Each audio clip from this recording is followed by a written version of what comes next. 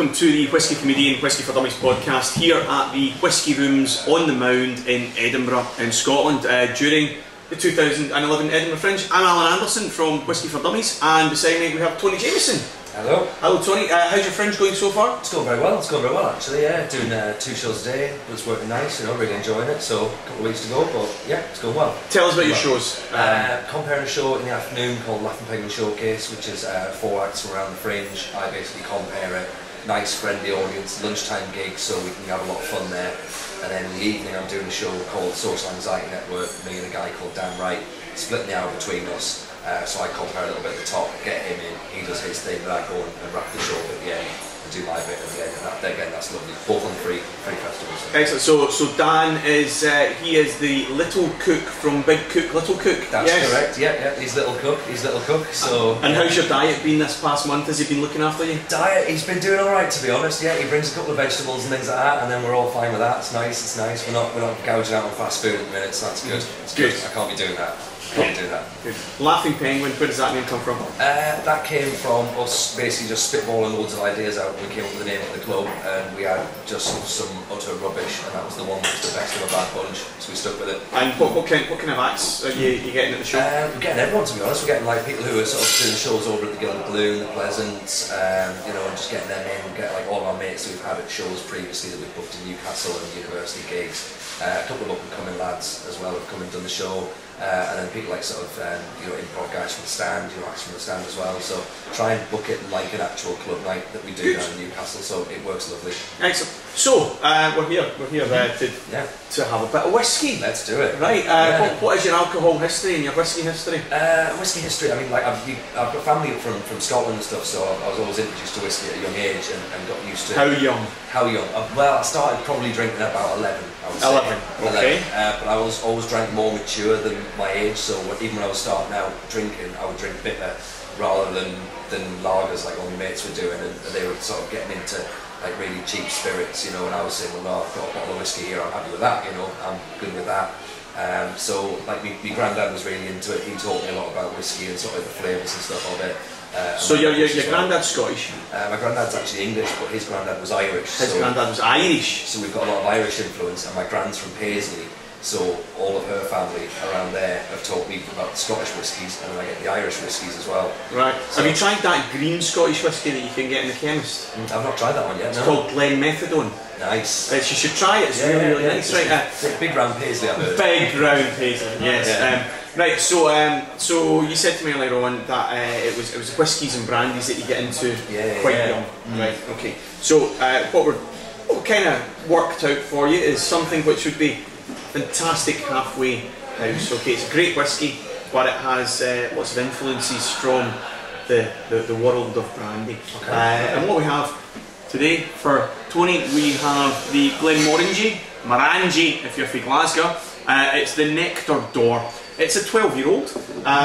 It's had 10 years inside a bourbon cask. Nice. And then it's had 2 years inside a Sauterne cask. I hope I said that one right. Sauterne is a dessert wine. Okay, so it's creamy, it's rich. It's only had 2 years, so it's a finish. Yeah. It's not overpowering or anything like that.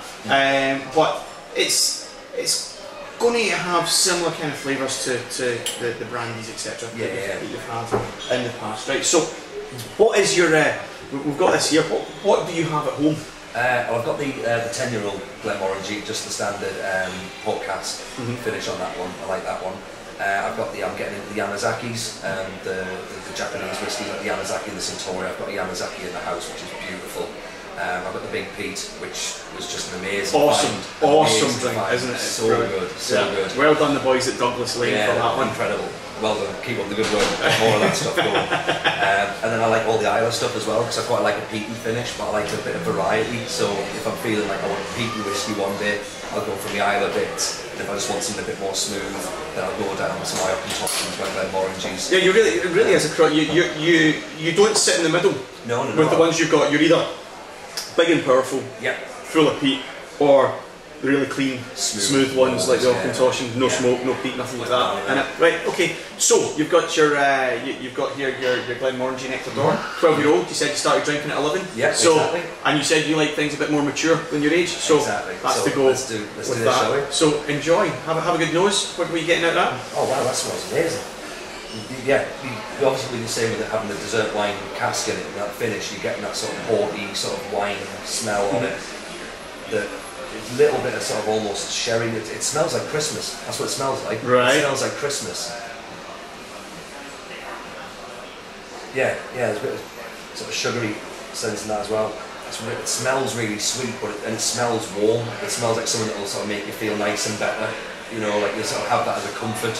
Right. You know, and you'll not feel upset drinking that at any point. Okay, when you've had your drink, I want you to tell me where that Glenmorangie Nectar D'or, 12-year-old, aged in, or finished rather, in dessert wine casks, which are quite expensive to get their hands on, right? Exactly, they're unusual, they're not cheap like your Jim Beam or your Jack Daniels barrels to get hold of. Right, so Tony, if this Glenmorangie Nectar D'or, 12-year-old, it's been finished in Sauternes dessert wine casks, if that was one of the acts at this year's Fringe, which act would it be and why? I think it's very similar to a friend of mine, Jim Smallman.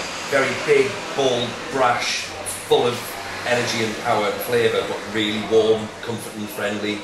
Yeah, that's what I think. And Jim Smallman, he's the guy with all the tattoos, yeah? Tattoos, yeah, very good, very good. So it's a bold, brash one, but warm and friendly. Exactly. You get that initial boom, something's going to happen, but you know that it's not going to be like loads of energy all the time, but it's got nice and wrapped around. I think I'm explaining that the way that it's meant to come out of my head. That's good enough for you. So good enough for me as well, actually. Yeah. So it is, yeah. So are we going to get you off the 10-year-old onto the 12? Let's do that. Let's move up 2 years and go for 12-year-olds.